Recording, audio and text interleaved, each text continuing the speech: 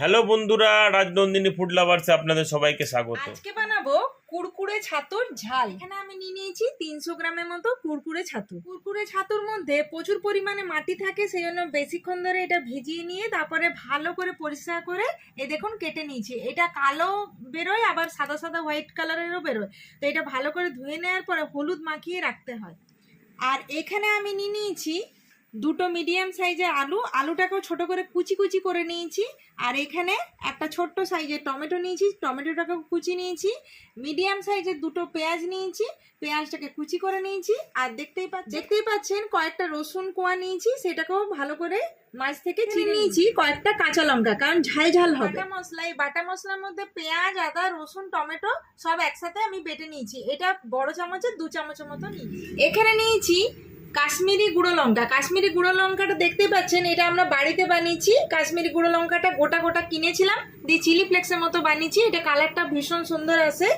এটা 1 চামচের মতো নিয়েছি। 1 চামচ হলুদ গুঁড়ো আর জিরে ধনে গুঁড়ো, আর এখানে স্বাদ মতো নুন মতো তেজপাতা নিয়েছি। তেজপাতাগুলো বেশ ফ্রেশ ফ্রেশ দেখতে পাচ্ছেন, এগুলো গাছের তেজপাতা। নিয়েছি গরম মশলা গুঁড়ো। রান্নাটা সর্ষের তেলে ভালো লাগে, সেই জন্য আমি সর্ষের তেল ইউজ করি। কড়াই গরম হয়ে গেছে, এর মধ্যে প্রায় আমি 4 চামচের মতো সর্ষের তেল দিয়ে দিলাম। এখন তেল গরম হয়ে গেছে, এরপরে আমি কুরকুরে ছাতুটাকে এর মধ্যে দিয়ে দেবো।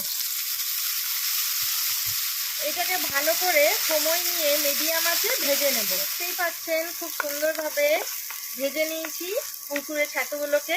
এরপর চলুন এই কুরকুরে ছাতুগুলো আমি এর মধ্যে তুলে নেব। তো চলুন, আমি ছাতুটাকে তুলে নিয়েছি। এরপরে এর মধ্যে দিয়ে দেবো আরও 2 চামচের মতো সর্ষের তেল। এরপরে এর মধ্যে আমি দিয়ে দেবো কেটে রাখা আলুগুলোকে। আলুটাকেও ভালো করে আমি মিডিয়াম আঁচে সময় নিয়ে একটু ভেজে নেব। এরপরে আলুটাও প্রায় ভাজা হয়ে গেছে। এরপর চলুন এই আলু ভাজাটাকেও আমি এর মধ্যে তুলে নেব। এরপর চলুন কড়াইয়ের মধ্যে আরও 2 চামচের মতো আমি তেল দেব। তেল গরম হয়ে গেছে, এর মধ্যে দিয়ে দেবো তেজপাতা আর এই যে রসুন চিড়ে রেখেছিলাম, সেই রসুন চিড়ে রাখাগুলোকেও দিয়ে দিলাম। এরপরে এর মধ্যে একটু লাল লাল করে ভেজে নেব।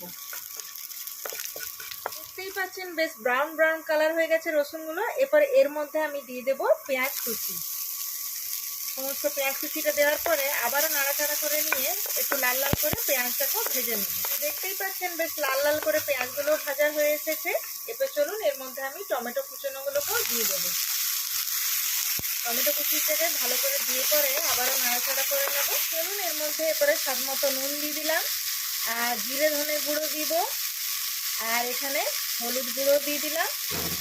আমি দিয়ে দেবো কাশ্মীরি গুঁড়ো লঙ্কা, আর এখন দিলাম এই বাটা মশলা। বাটা মশলার মধ্যে সমস্ত কিছু দেওয়া আছে।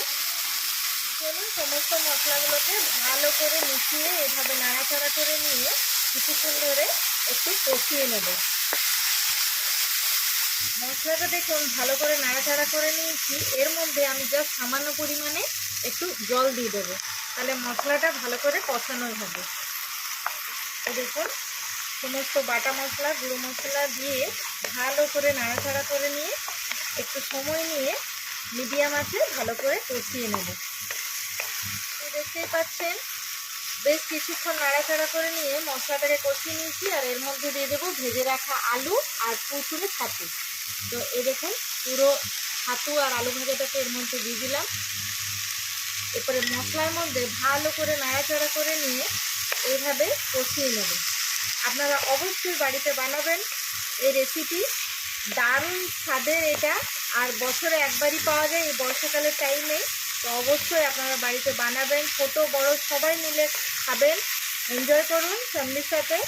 আর এটা রুটি আর ভাত দুটোর সাথেই কিন্তু খাওয়া যায়। তো দেখুন কি সুন্দর আলু আর কুরকুরে ছাতুর মধ্যে সমস্ত মশলাটাকে ভালো করে একদম কষিয়ে নিয়েছি। এবার চলুন এর মধ্যে আমি দিয়ে দেবো জল।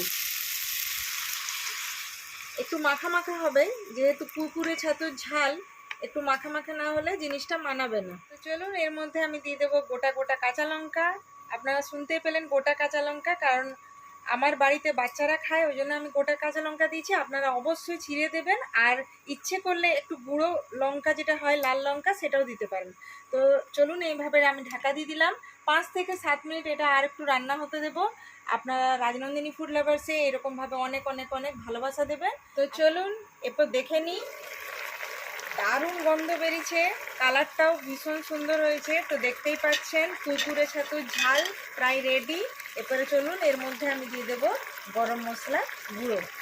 গরম মশলা গুঁড়ো দিয়ে দেওয়ার পরে এই উপর নিচ করে নাড়াচাড়া করে নিলাম। আর চলুন এখন ইন্ডাকশানটা বন্ধ করে দেবো। তো তৈরি হয়ে গেল গরম গরম ঝাল ঝাল কুরকুরে ছাতুর ঝাল।